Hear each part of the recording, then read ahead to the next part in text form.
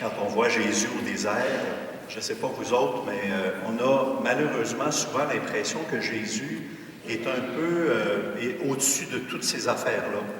Hein? Il parle au diable, il a toujours les bonnes réponses, ça n'a pas l'air difficile pour lui.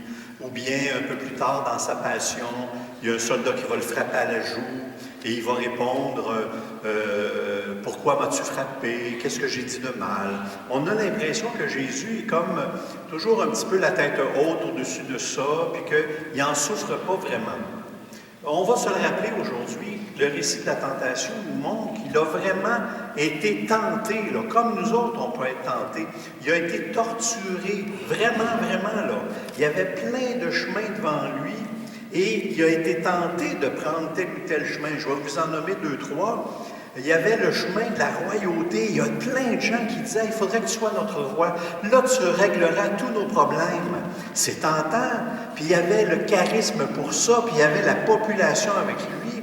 Il aurait pu devenir aussi un chef d'armée. Il aurait pu lever une armée comme ça, et puis devenir le libérateur d'Israël, des Romains probablement. Il aurait pu être juste populaire.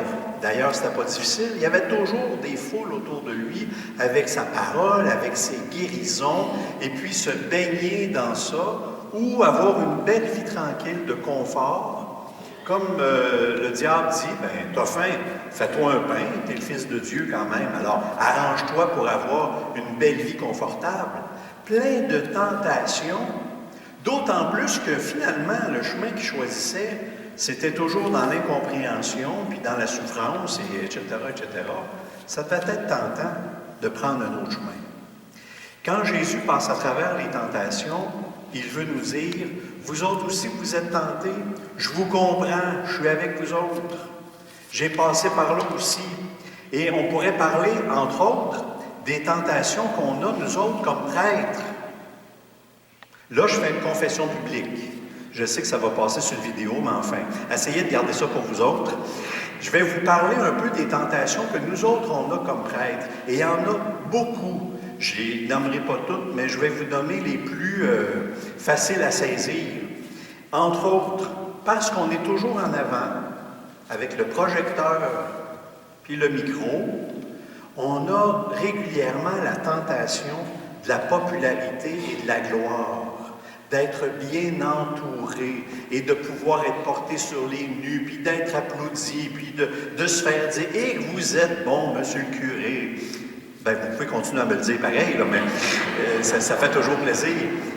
Mais voyez-vous la tentation de tomber dans ce piège-là? Quand j'étais plus jeune à Saint-Hugues, on avait des religieuses de la présentation de Marie, dont une sœur qui s'appelait sœur Marie-Paul. C'était mon professeur de première année. Et elle m'a vu grandir.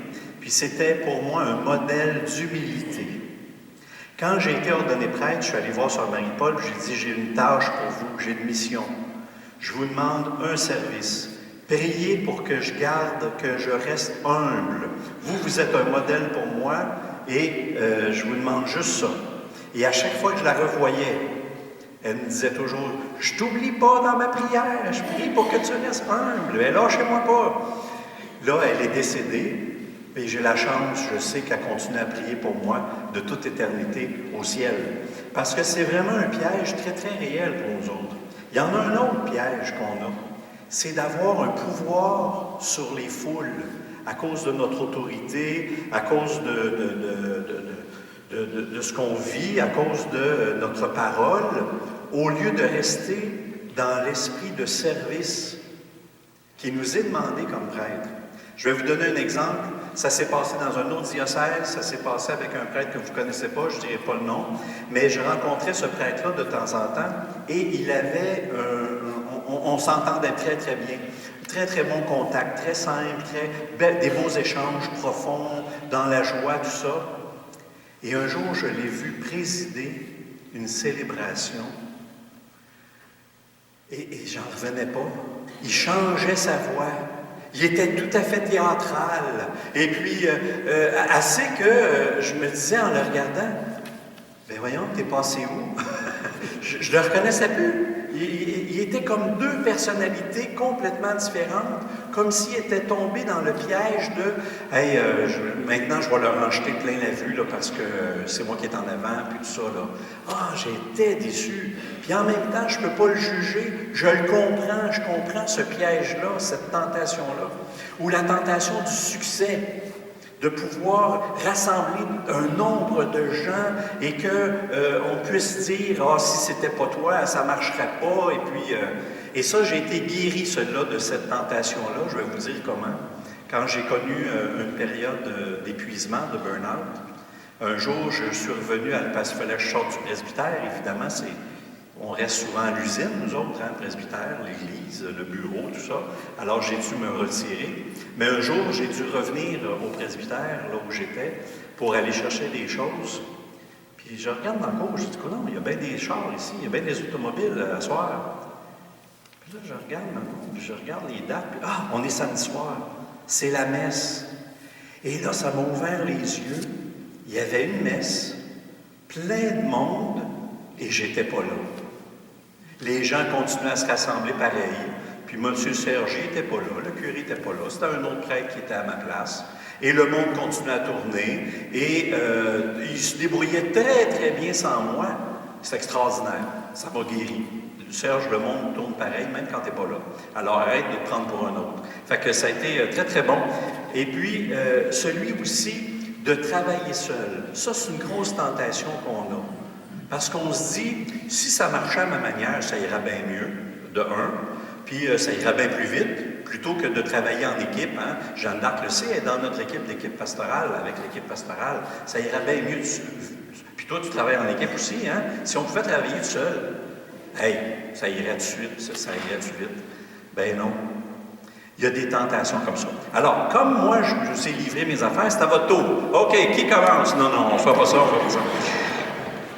Par contre, on va se le dire, en Église, les baptisés ensemble, on en a des tentations, nous autres aussi en Église. Je vous en nomme quelques-unes, peut-être que vous allez vous reconnaître. En Église, des tentations que les paroisses ont. Une, entre autres, c'est celle d'idéaliser le passé. Ah, le passé, c'était bien mieux. Quand ça marchait comme ça dans le temps, puis qu'on avait notre curé à nous autres tout seuls, et plein de vicaires, puis on avait des religieuses, et puis, que c'était beau, puis que c'était, ça a bien changé. On idéalise un passé au lieu de regarder comment on peut faire pour aujourd'hui, pour que ça soit beau aussi aujourd'hui. Ça, c'est une de nos tentations. La deuxième, c'est de rester figé aussi, dans une espèce de manière de faire qu'on ne voudrait pas bouger pour ne pas changer nos habitudes. Ça, c'est une méga tentation. Je ne sais pas si vous avez déjà remarqué, vous qui conduisez sur les routes, il y a parfois des routes qui sont tellement usées que l'asphalte, il y a comme deux travées, deux ornières qui ont été creusées, puis on s'en rend compte avec l'automobile quand on essaie de sortir de là, puis on revient dans nos ornières. Bien, les paroisses et les paroissiens, souvent, on est comme ça. On est tellement habitué dans une manière de faire qu'on a de la misère à imaginer qu'on peut prendre un autre chemin, qu'on peut prendre une autre manière de faire qui va être aussi belle, différente, mais aussi belle. Alors, comment on va faire pour apprendre à changer de direction, à vaincre cette tentation-là? Une autre grosse tentation, c'est la tentation de laisser tomber, de baisser les bras, ou de quitter même en disant « il n'y a plus rien à faire », de perdre l'espérance qu'une nouvelle Église peut naître, même si elle n'a plus rien à voir avec celle du passé. Et ça, cette tentation-là, elle est très, très réelle. Il y a le pape François qui disait souvent, et qui répète encore, « Ne nous laissons pas voler notre espérance ».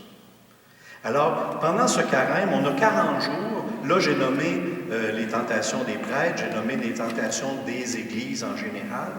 Il va nous rester individuellement à prendre ce 40 jours-là pour nommer les tentations que l'on vit, les pièges qui sont devant nous. À les regarder en face, à les sortir du tiroir intérieur pour qu'on puisse négocier avec eux autres et refaire des choix d'évangile. C'est ce que le Seigneur a fait avec l'aide de la parole de Dieu. Et s'il a été capable de le faire, nous sommes capables aussi de regarder notre vie en toute simplicité, en toute humilité, en disant au Seigneur, c'est vrai, je suis tenté par ça, mais je vais faire d'autres choix, des choix qui sont selon ta volonté. Amen.